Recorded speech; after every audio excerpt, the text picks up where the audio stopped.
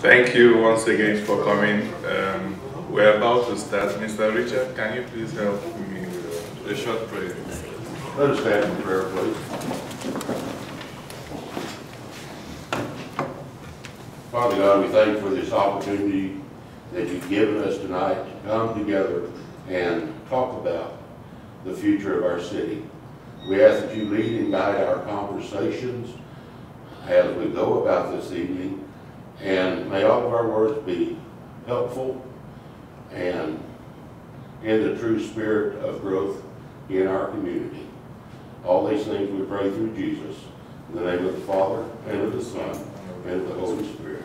Amen. Please join me for the pledge.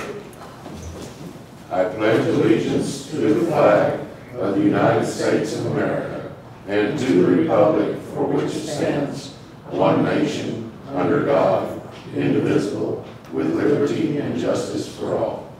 And if you'll please be seated and mute your telephones. Okay, a few house rules. I don't know if you're new to this environment.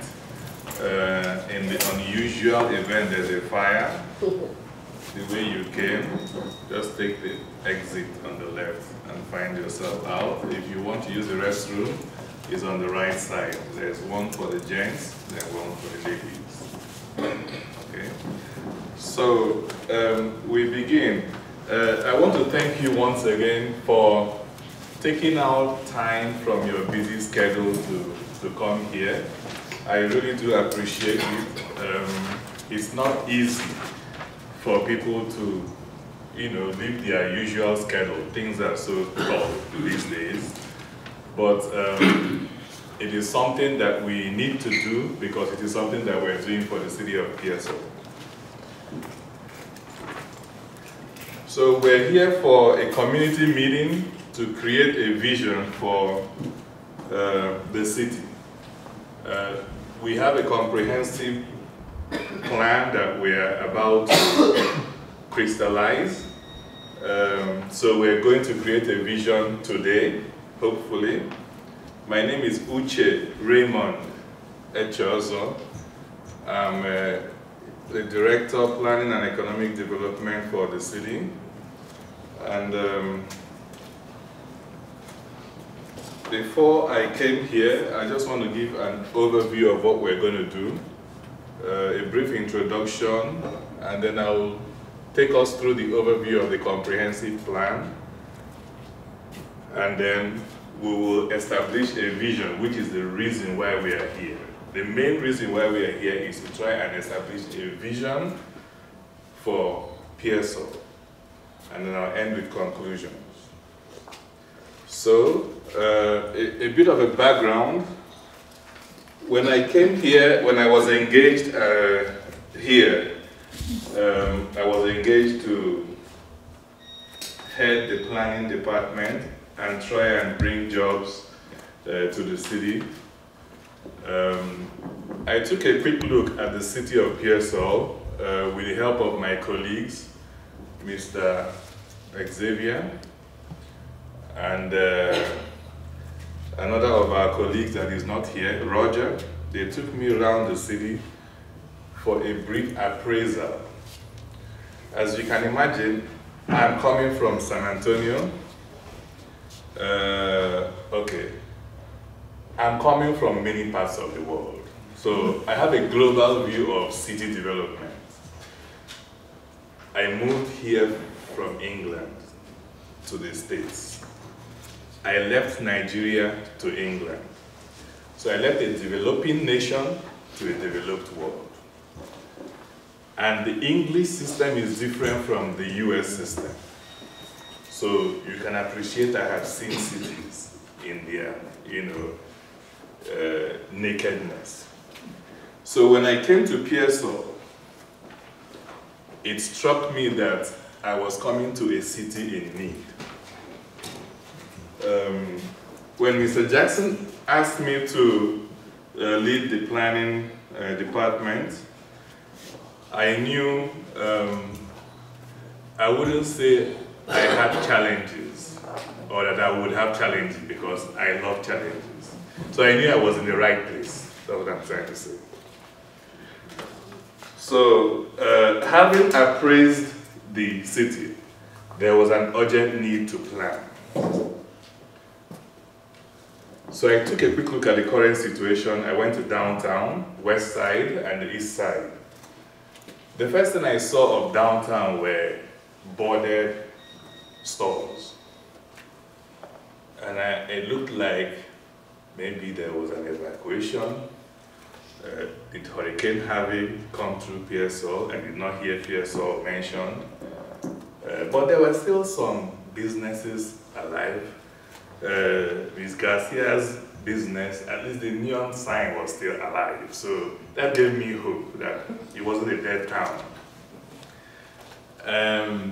So I went to the west side, and fortunately, not unfortunately, Mr. Xavier and Roger, they first took me to the west side. So when I was hit by what I saw. Overgrown grass, houses that needed help. Most of the houses there were what I would call, in England they would call them temporary structures, because they're like mobile homes. They are not properly built. You know, so the west side, after going to the west side, I saw some properties. I don't know whether, this is a residential house, by the way, even though you're seeing trailers there, but that's a residential house.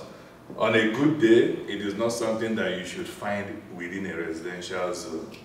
So what I don't know is whether they are actually, whether it's a mechanic, whether they are doing some repairs there, or whether it's just storage. But it is not really what they should be doing under the code. However, the west side is not completely bad.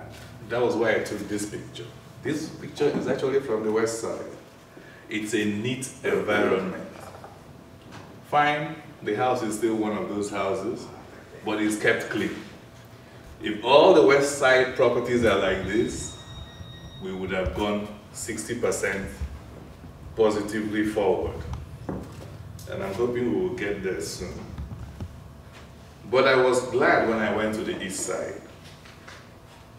It was a whole world of change. When Xavier took me to the east side, it didn't seem as if I was in Pearsall anymore.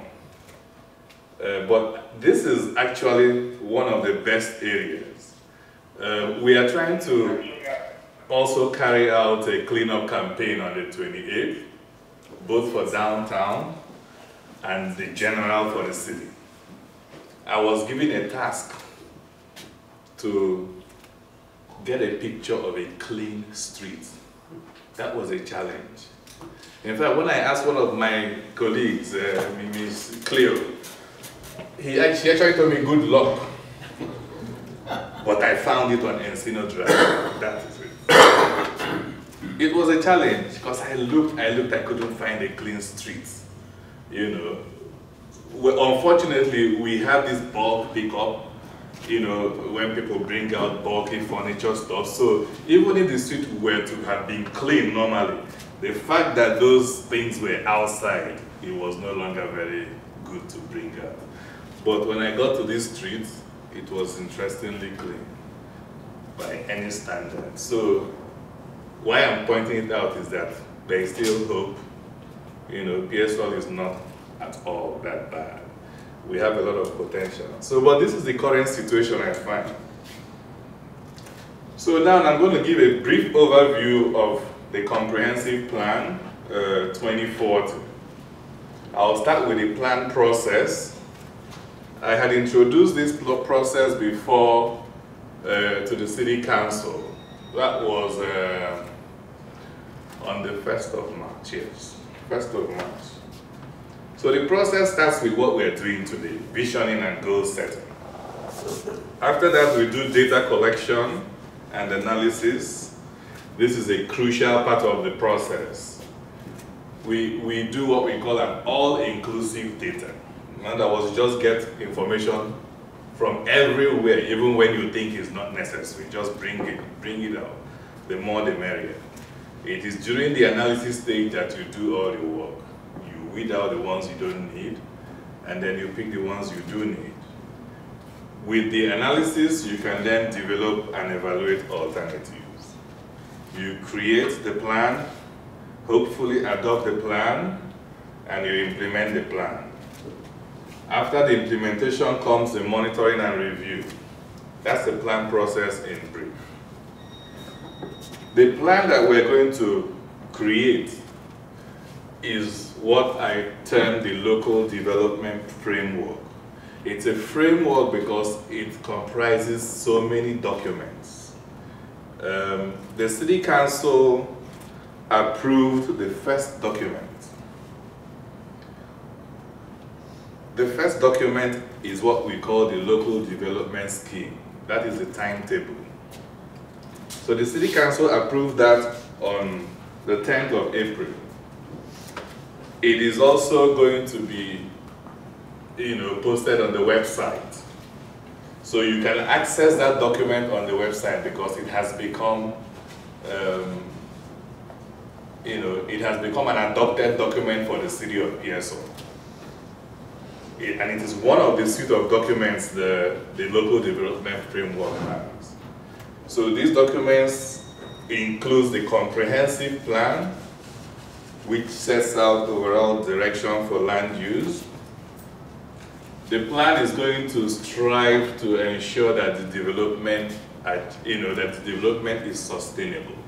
In other words, it's going to address the three arms of sustainability, which is economic, social, and environmental objectives. So in brief, this is a diagram that gives you a flavor of all the documents that are in that local development framework. There's a local development scheme I talked about.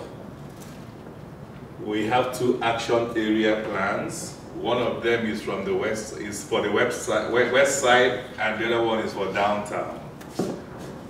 And then we have annual monitoring reports. So all these documents are also going to be on our website. So I encourage all of us to,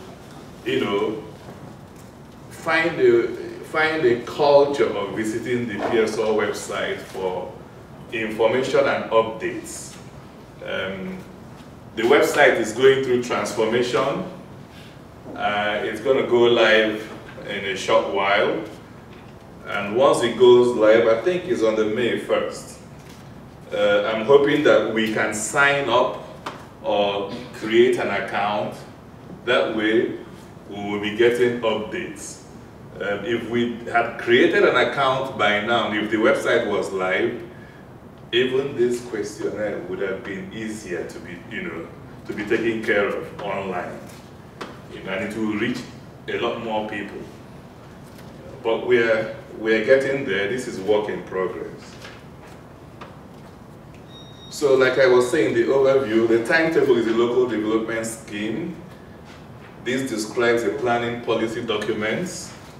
It's a project plan that shows time scale. So what you're going to find is the key milestones are today, April 24, kicks it off.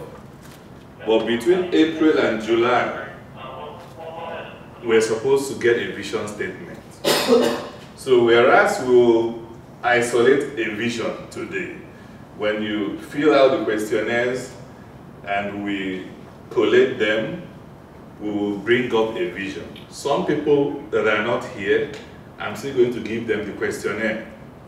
I'll go and I want it to be a more inclusive outcome, more robust. In a city of 10,000 people, and you're struggling to get 100, respondents. I don't know the sample size, but at least if we can get 100 is something. Right now we're less than 20. So I'm hoping that we can get 100 respondents so we get a more robust vision. But I suppose when all of you fill out the questionnaire, I'm thinking most of us want the same kind of thing. It's just that there is an age group that is not here, the younger class. You know, I would have loved them to come as well. Maybe they need a cinema, maybe they want to be going to the movies, you never know. So those are things that I'm hoping I'll get from them. So the next milestone is the evidence gathering, the data collection I talked about. And then by next year, we will have another meeting in March to discuss the preferred option. Because by then, we would have created alternatives, analyzed them, and I'm hoping that you will also be looking at the updates in the website so that when we come for the meeting, everybody is well informed. Even that preferred option may not really be what the city wants, so we can change. That's why we need to meet, to make sure we're headed in the direction we want. And then the draft core strategy. The core strategy is the plan itself. You may call it a master plan, but it's a comprehensive plan. So we will also consult on that. That would also show us a few designs, not just text. So as we're proposing how, for instance, downtown is going to look, we can give some sketches, you know, and if we propose whether we're going to have events, periodic events, city events.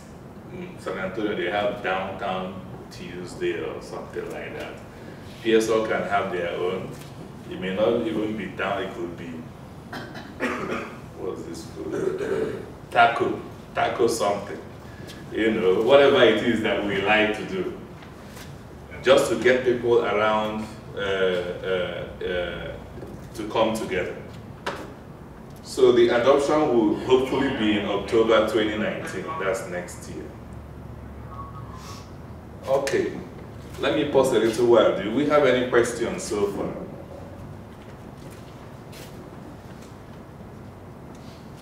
I hope we're not sleeping, because Jesus is watching us.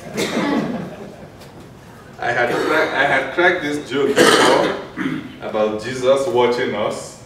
It reminds me back in the day, in my Rotary days, as I'm still a Rotarian, there was a burglar who went to burgle a house in the night. Everywhere was dark.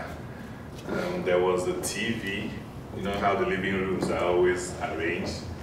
So the burglar was making his way towards the TV. He wanted to steal the TV. And he thought he heard a sound. So he stopped, looked around, nothing. Took 2 more steps towards the TV, another sound. So he did not move again. He looked around, everywhere was silent. So he took another step, and he heard, Jesus is watching you. So he followed the sound and realized it was a parrot talking. So he looked at him and said, did you just say Jesus is watching you? The parrot said, yes. He said, what's your name? The parrot said, Moses. He said, what kind of a man will name his parrot Moses?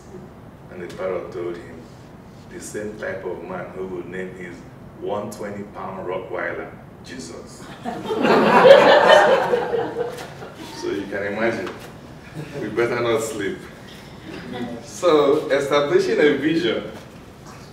Let me just give a brief explanation, because sometimes this issue of visioning is not well understood. Some people think it's mission, some people think it's something else, but vision is actually just some aspiration. Like I put out there, it's an essential process about marrying imagination and strategy. This is all big words, but the basic thing is that it helps you to aspire to the future. The idea is for a guided visualization. Some people use a SWOT analysis to go around it. Strengths, they look at the strengths, they look at the weaknesses, they look at opportunities and threats. By the time you look at all those things, you can come up with a vision for your environment. But there's I love this statement. I use it a lot. It makes sense.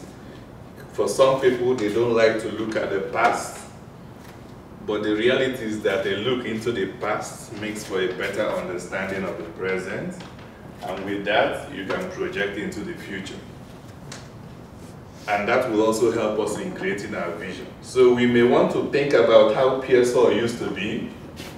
There is a flyer that is going around from my colleague, Leah, the Main Street coordinator.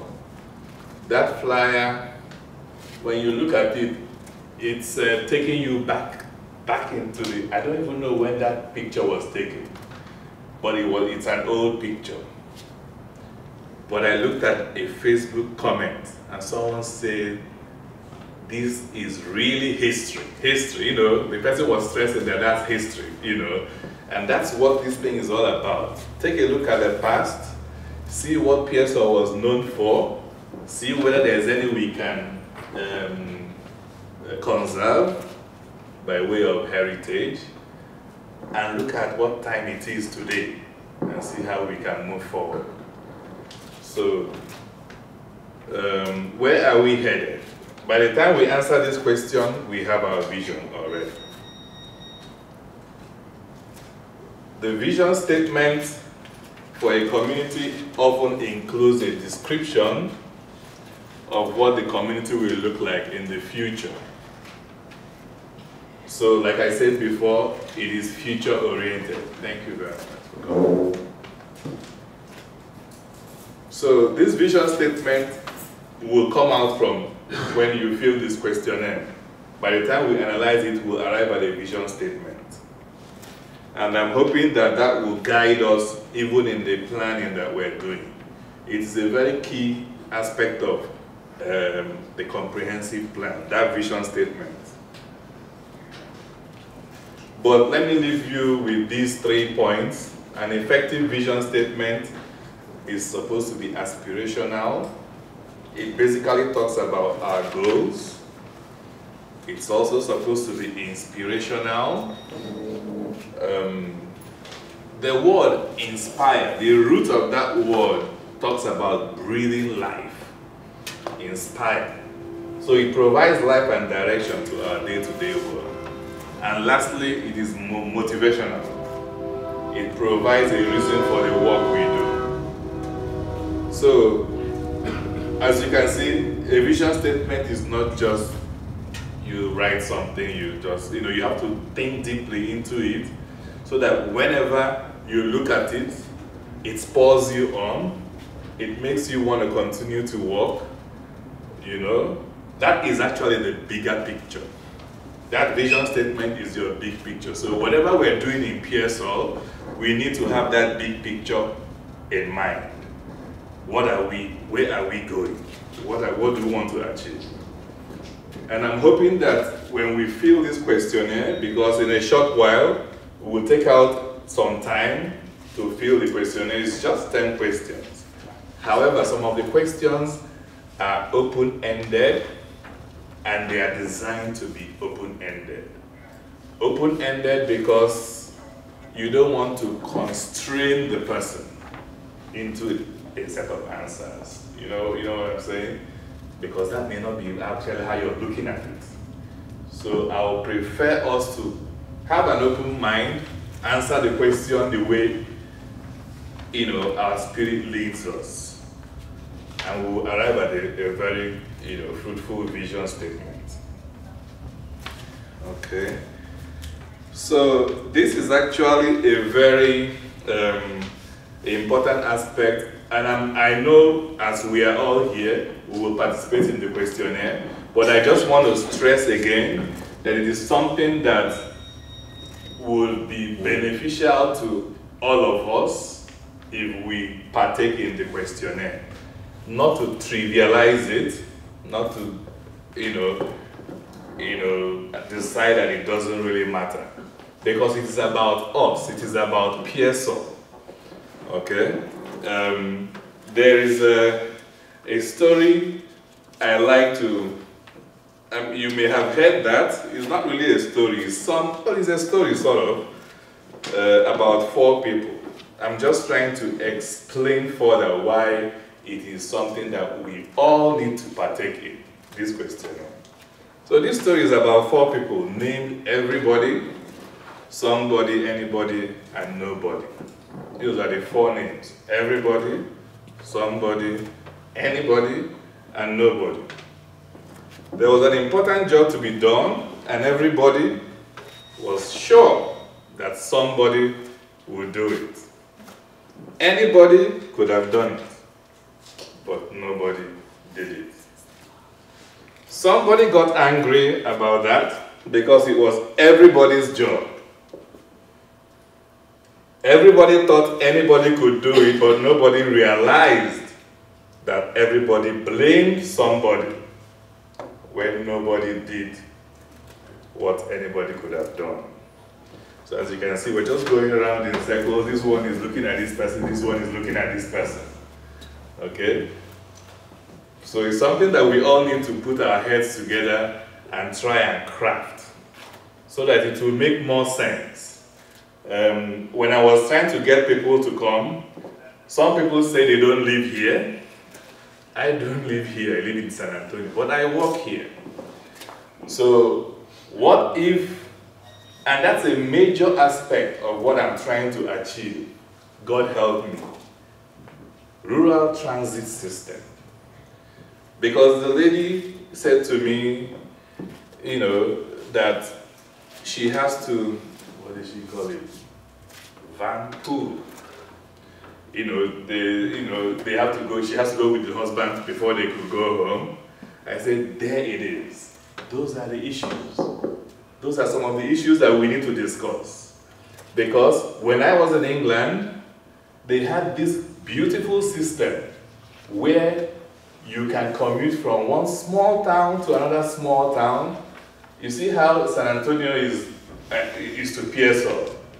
Where my house is like San Antonio. Where I worked is like Pearsall. Even though I had my car, there is a bus that takes you to Pearsall. It doesn't run every 10 minutes because it's a bit of a distance. But you know the times, it runs every 30 minutes. But you can plan your way around it.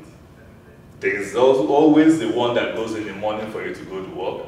There's one that leaves by 4:30 for you to come back. So even if you don't want to do anything else, you can go to work, come back with peanuts spent on transportation. So during the weekends, you can do whatever you want to do, but journey to work and back, you can make a savings. And if you're such that doesn't really go out, you can earn good money, working in that side of town without a car. And I know a lot of people would benefit from this thing I'm talking about in Pearsall, whether they live here or they work here. Just get a transit that connects to Divine, connects to Hondo, Pleasanton, just a radius. And it goes into the rural roads, Frio Town. Although when I went to Uvalde the other day, I passed through Frio Town. I did not really see the town. Is there a town there? Okay, because I was a bit amazed. I was looking for the town, I didn't see it. Before I knew it, I had gotten to Uvalde. Okay, well, it makes sense then. So, all right, so let us take a few moments now. I'll give us a few moments to fill out this questionnaire, and then we can conclude the process. Thank you.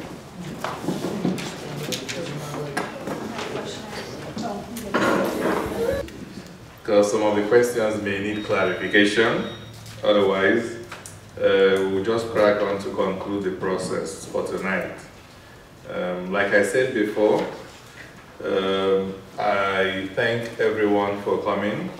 This is a turning point for the City of Pearsall. I believe strongly that more good things are about to happen. The comprehensive plan will obviously facilitate economic growth and job creation. The city is in dire need of that.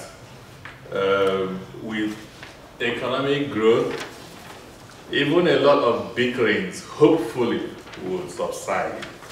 Because I'm aware that a lot of people, first of all, they have lost faith in the city. These are the things I came to understand. That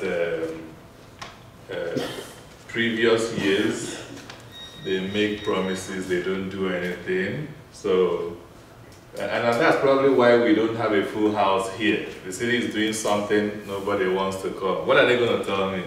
You know, I'm not even going to be heard. You know, those kind of, that attitude. We need to change that, and it takes a long time to change that type of attitude. Once it has set, it's going to take it's going to take a whole new development, good things, and not just good things for 1 month. We have to run it for 2-3 years, then they begin to say, oh, maybe these guys are now serious. But you see the amount of work you need to put in before you change people's view. But having said that, there are still some, they call them CAVE. Does anyone know the meaning? I got that from the training I went for. You know the meaning? Mr. Jackson, can you help us? Well, citizens against virtually everything. Exactly. You know, citizens against virtually everything. So even if the city is going smoothly, we'll still have those citizens around. Okay, but we can live with them. As long as the city is moving smoothly, we can live with them. So, like I said, your collective input is needed. Again, let me remind us, we need to be checking the website for updates. Ms. Garcia, back there, she's really putting in a lot of effort to make sure the website is alive and well. So, any questions for us today? Can I give a comment, not a question? Okay. One of the things that concerned me is when we were looking at the slides, the pictures from the west side look like the worst case scenario. The pictures from the east side, which is actually the north side, was the best case scenario. Because being from Pearsall, I see houses all over town that look like the pictures from the west side. I see houses from all over town that look like your pictures from the east side. And in a lot of cases, and I don't know where these houses are for sure, got a general idea. In a lot of cases, because most of the younger people have left, you've got older people who can't really take care of their property like they would like to. They do the best they can, and even go back one. That one, you notice that the yard has grown up, but the backyard is no. You know, they may not have the funds to take care of that. I don't want people to think that they're being wrong because this is their property. Yeah. You know, I don't want that to happen. And I believe it's going to take a concerted effort from all the citizens of Pearsall to be able to come in and give them a hand up every once in a while. Yeah. I'm not advocating that, you know, we go out every weekend and mow everybody else's yard, but. Yeah, I agree with you. And again, one of the reasons why I picked on these properties, even here, okay, like this other guy,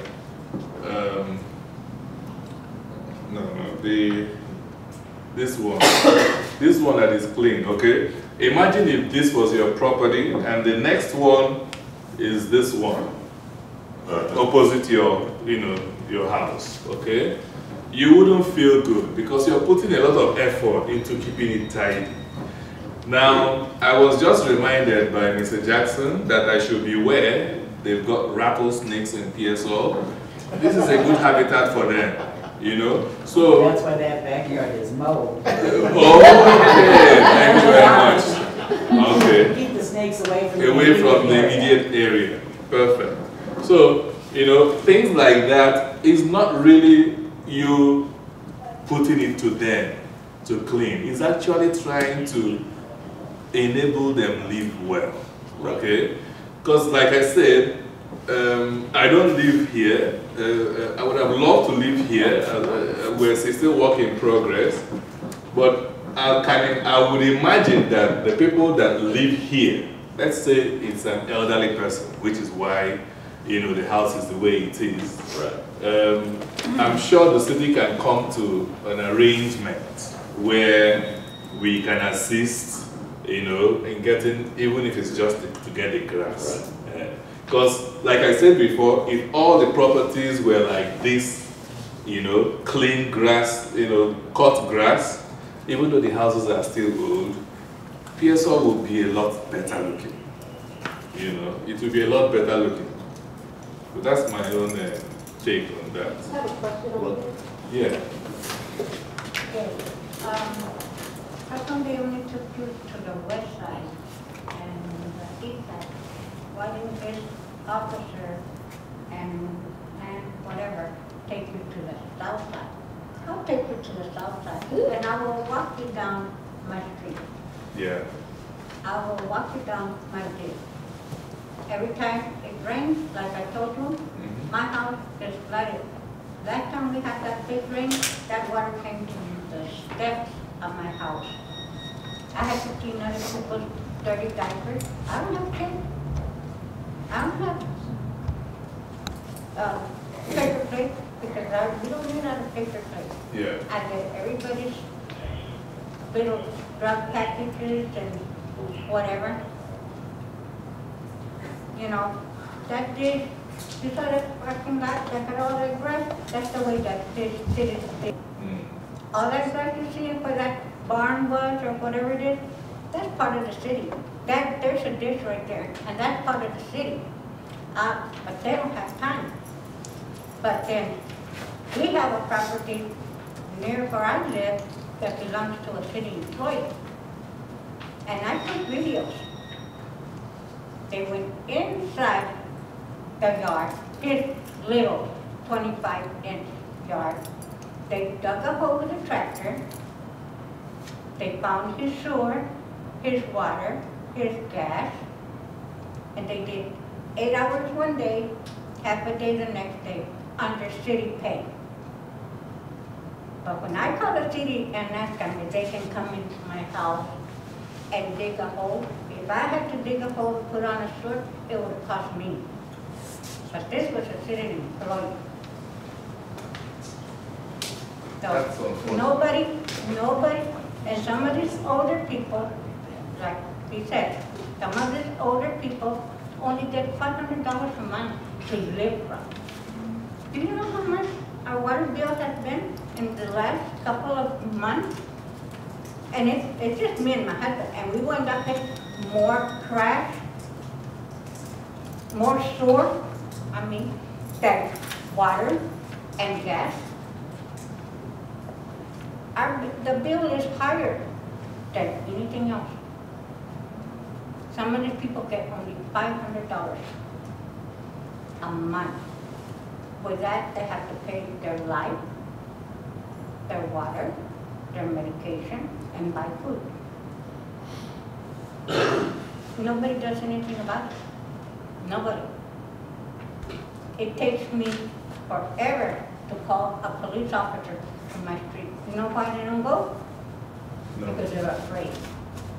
They're afraid. Is someone going to shoot them? You know what Pearsall is known for? Drugs, taco places, and kids racing down the street. That's what Pearsall is known for. Nobody wants to come to this town. Nobody, not even you. Yeah. You know, nobody comes to. We need something that our money will stay here. The only place we have to go buy a pair of underwear is Walmart. And that's it. It's Everybody going goes to San I Antonio. promise you, man, it's going to change. You know? You don't believe me, but it's going to change.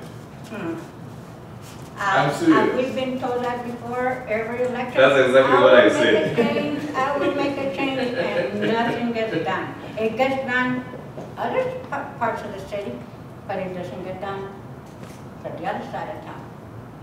There's HEB. Nobody has done nothing with that building. That building could be made into something that young kids can go to and enjoy themselves, because Yeah. there's nothing here. I can tell you why that hasn't happened, because I looked into that building for my business. HEB wants downtown San Antonio prices for that property. They're the reason why nothing's happened. But It's, there's other buildings. the city can't do anything about that.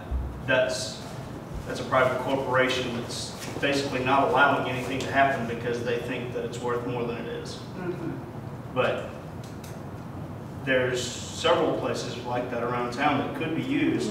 For kids, If for kids if to people- enjoy themselves and not be out there racing. If people would allow it to be bought at a price that you could actually do something with it, because they wanted, I believe, 1.2 million for that property when I asked about it, and that's not worth it for anything that we could do with it. So there's a lot of things that need to happen, but a lot of it also, it has to do with people that try to take advantage of other people that are not the city employees. But there's corporations like HEB that they can do something with that. They could make a donation, but they don't do it. And that's something that we as a city need to address and see if we can get them to do Well, it. bring an HEB employee over here. I've talked to them. So far, I haven't gotten anything out of I'm them. the only one from the south side sitting here. The only one. I asked my neighbors, let's go. ¿Pa qué? ¿Pa qué vamos? Nadie nos va a ir. Nobody will hear it, no matter how much we do. Oh, May I I- promise you that those of us in here are hearing you, and we're here because we want to change. Yeah. They want it to change, they need to show up. If I may respond to you, I'm not running for office, I'm not doing any of that. What I've seen, because I've been watching the city government for the last 4 or 5 years, our city government has changed now to where they're actually listening to people. They have these gatherings, nobody shows up. I wish they would. Because for so long, and I still hear it, people are saying, well, it won't do any good, it won't change anything. We're being given that opportunity right now to come forward and say something, and we need the people to turn out and give their input, you know, on the question, which side of town do you work on, which side do you live on? Now I live on the east side of town. I grew up on the west side of town. I work on the west side of town, okay? I'm from here.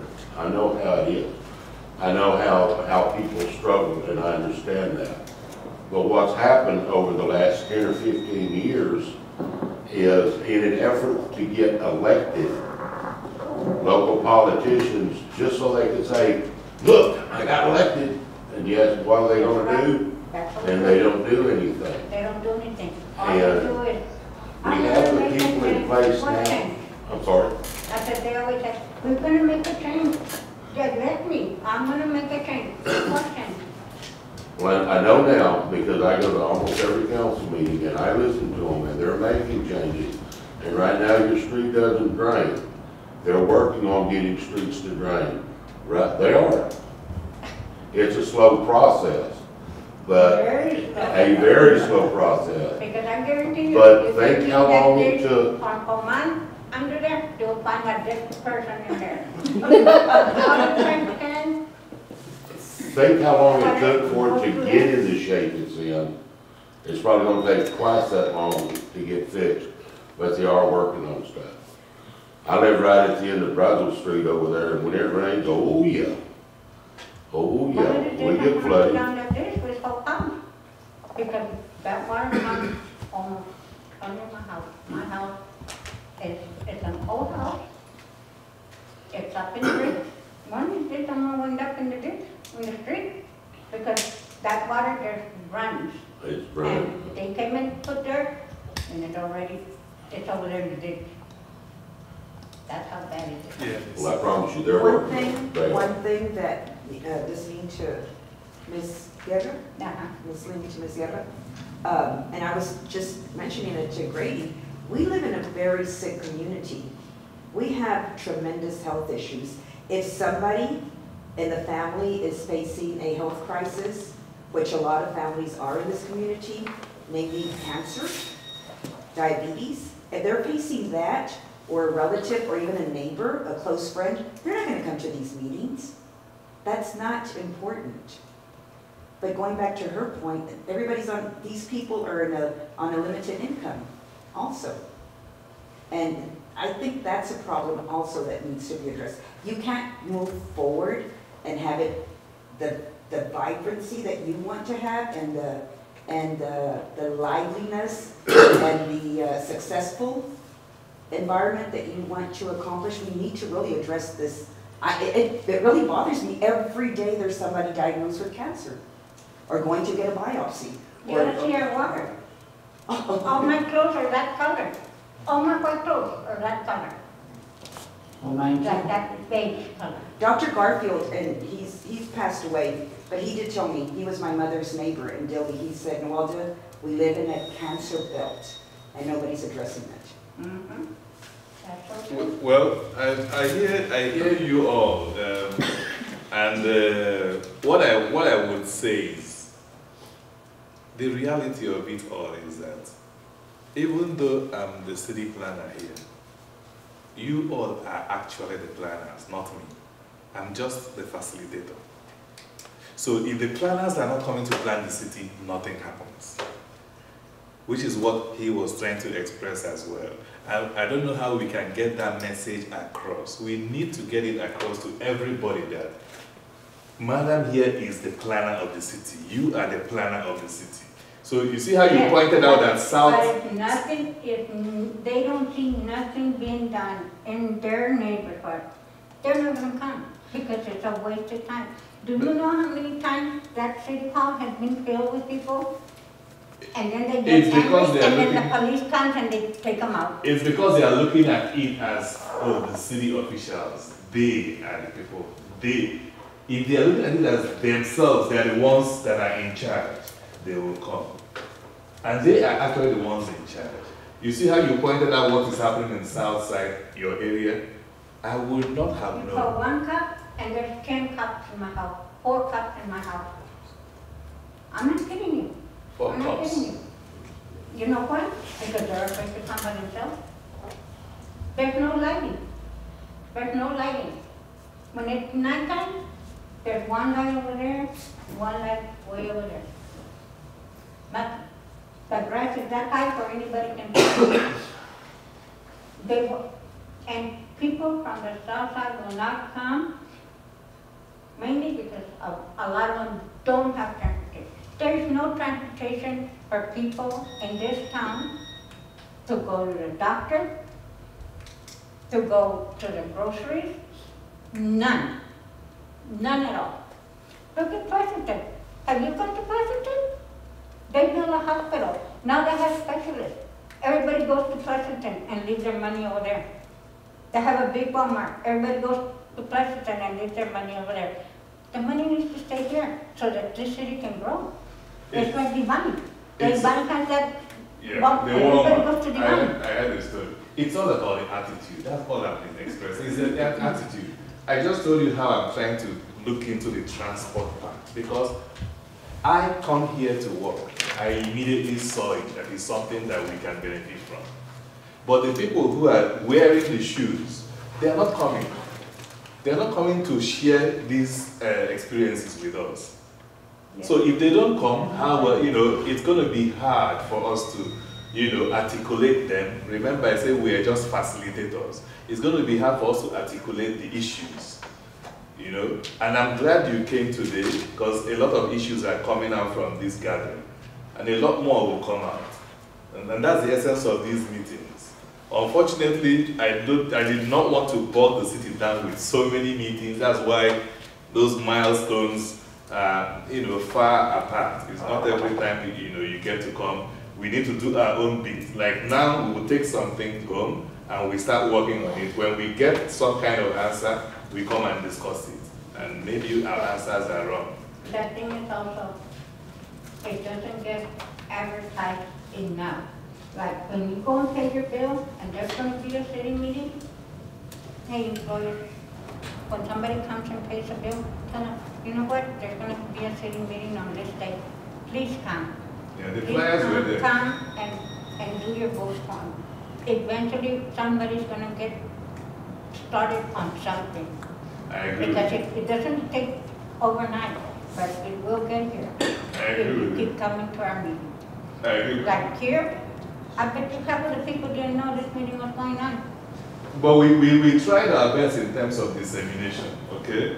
Paying the bill, the utility place, a stack of those flyers were there, and our colleagues were handing out to people. What I see happens is human nature. Your mission is to pay your bill. So they give you a piece of paper, whether you put it in your bag or whatever, you're not really reading that piece of paper. Okay? So, and it's human nature. I tell you a small joke. A psychologist wanted to prove that people don't listen. Okay? And he came to a gathering.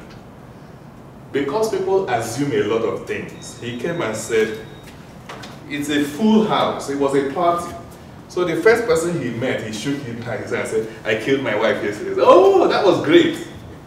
I told the person I killed my wife yesterday, and the response was, oh, that was great, because the person is thinking he's saying hello.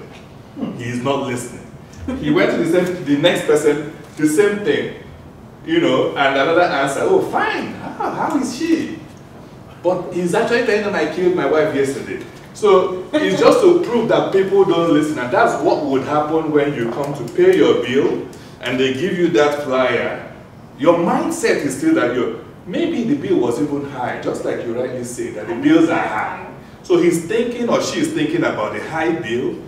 That paper is not making any sense.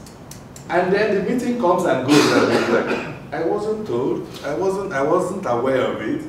But Because I wouldn't pay my bill, they didn't give me a flyer, because when I get a flyer, yeah. I look at it. And You may see be what one it of the is. few that are different. I mean, everybody, you know, but Give most, me some flyers, yeah, and I'll pass them out, and I'll knock on their doors, because people don't do that anymore.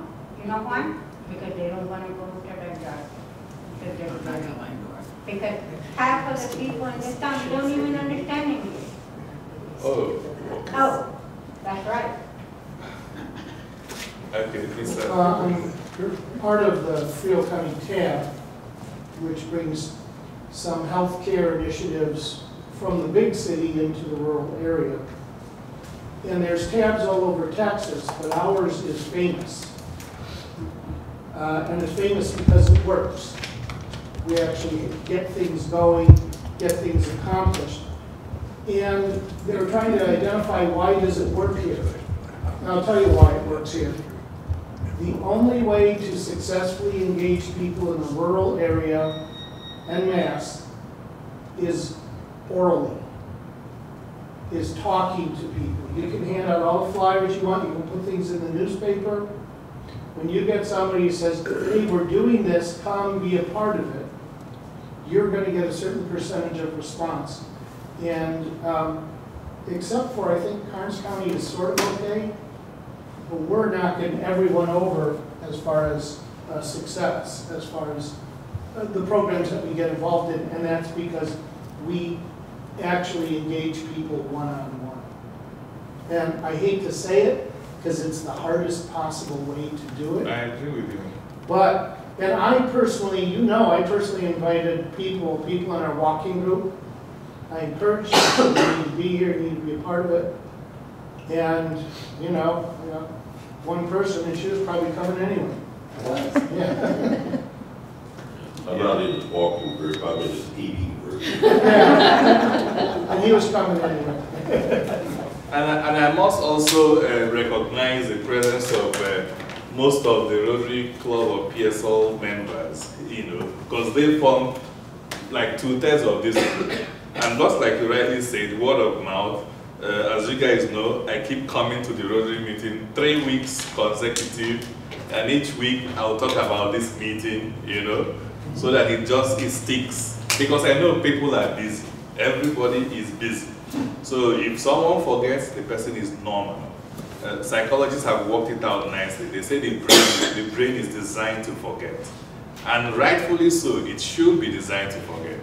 So because I know it is designed to forget, I will always come to remind people about the meeting. So the flyers, you're right, may or may not stick.